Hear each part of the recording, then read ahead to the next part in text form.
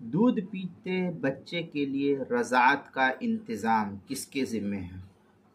چنانچہ اگر بچے کی پرورش ماں کے دودھ کے علاوہ متبادل دودھ سے ہو سکتی ہو اور باپ کے پاس وسعت بھی ہو تو ماں کو اسے دودھ پلانے پر مجبور نہیں کیا جائے گا، بلکہ باپ متبادل انتظام کا ذمہ دار خود ہوگا اور اس کی ذمہ داری نبھانی پڑے گی۔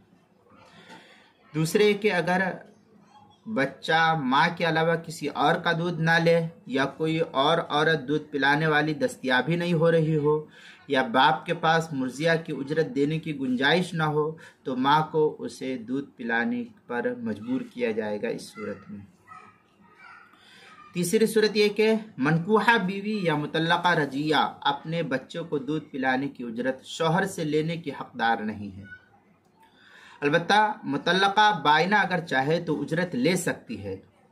اسی طرح مطلقہ رجیہ عدت گزر جانے کے بعد اجرت کا مطالبہ وہ کر سکتی ہے۔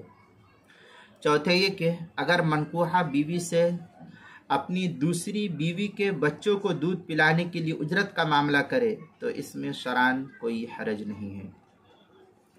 چنانچہ اس سلسلے میں فتاوی ہند کے اندر کافی تفصیلی اور بڑی لمبی وضاحت نقل کی گئی ہے۔ الولد الصغیر اذا کان رضیا فان کان الام فی نکاح الاب والصغیر یاخذ لبن غیرها لا تجب علی الارضاع، اس طریقے کی عبارت بڑی لمبی جو ہے فتاوی ہندیہ کے اندر نقل کی ہے۔ کتاب الطلاق الفصل الرابع فی نفقۃ الاولاد، جلد نمبر 1 صفحہ نمبر 560 اور 561، جو زکریا بک ڈپو دیوبند کا پرانا چھپا ہوا نسخہ اس کے اندر۔ البحر رائے کتاب الطلاق باب النفقہ، جلد نمبر 4 صفحہ نمبر 202، جو کراچی کا چھپا ہوا نسخہ ہے۔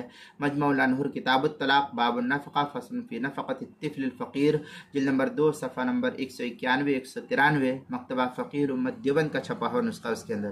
کتاب المسائل 5ویں جلد صفحہ 481 پر بھی اس کو 480 اور 481 پر اس کو نقل کیا گیا ہے۔